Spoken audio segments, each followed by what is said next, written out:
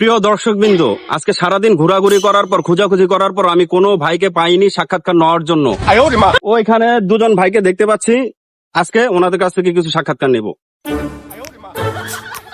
আসসালামু আলাইকুম ভাই। আমি কি আপনাদের সাথে কিছু কথা বলতে পারি? অবশ্যই।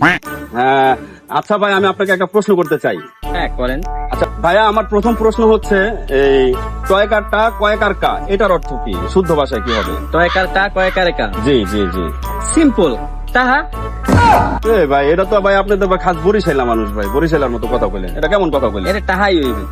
টাকা কেমন কিভাবে হয় টাকা? ভাই থামেন, আপনি তো অনেক অনেক মানুষের সাক্ষাৎকার নিছেন, জি, জি, জি, নিছেন না? জি। তা আমি একটু আপনার সাক্ষাৎকার নেই। আমার সাক্ষাৎকার হ্যাঁ, নেবেন? অবশ্যই। হ্যাঁ হ্যাঁ, এটা নিতে পারেন, আপনি নিতে তো পারেন। আমার প্রশ্ন হলো আপনার কাছে যে কয়াকারে পা নরিশকারে নি, এটা আরে ভাই, এটা তো খুব সহজ প্রশ্ন। এটা নাম, এটা হচ্ছে হানি।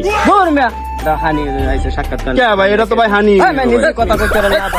এই ভাই ভাই ভাই,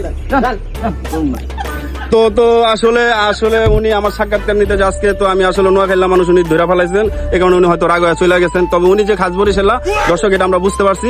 আপনারা শেষ পর্যন্ত আমাদের সাথে থাকার জন্য আপনাদেরকে অনেক ধন্যবাদ।